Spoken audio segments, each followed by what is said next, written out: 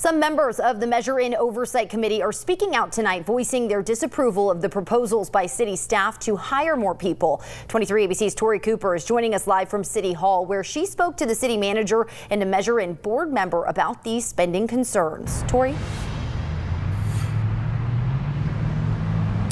Yeah, last night's city council meeting here in the chamber in central Bakersfield, Measure In committee member Mitch Rowland told city staff that far too much money is being spent on salaries for new personnel rather than what the citizens of Bakersfield voted on. And tonight, the city is responding. Mitch Rowland is making sure the voice of the people is being heard around the city of Bakersfield tonight.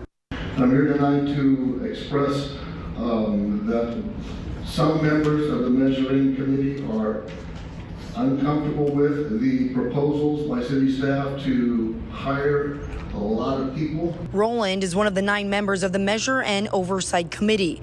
The committee was designed to ensure that nearly $60 million of taxpayer money generated by the 1-cent sales tax passed by voters in the city is in fact being spent on community priorities, including enhancing public safety, reducing homelessness, and bolstering economic development activities. One, they wanted to see more police officers on the street. Number 2, they wanted the homeless situation cleaned up. But Rowland says some of the board members feel that city staff is proposing to use too much Measure In money for unnecessary new positions that the city won't be able to afford in the long run. The focus should be on public safety, which is what the measure was promoted to be.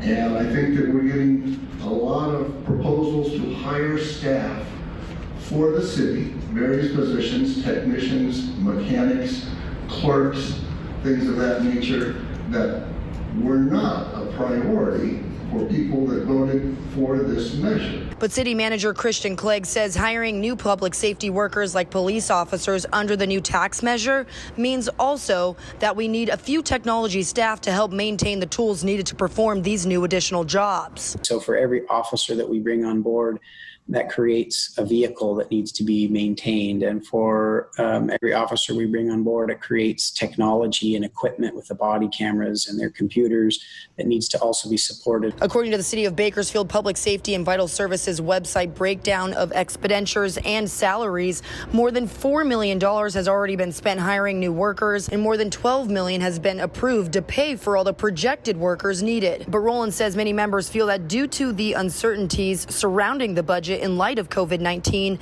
it's time to act conservatively because otherwise there'll be nothing left for projects. And the city manager says, and I publicly expressed appreciation for the wisdom of that approach, that we do need to make certain that we leave enough room in the public safety vital services tax to get at big initiatives and bigger issues and projects. And Rowland says the committee hopes to continue their working relationship with the city, and the city manager says they have now built in more than $9.5 million in reserves that the city will hold off on spending this fiscal year in case the economy gets worse due to COVID-19.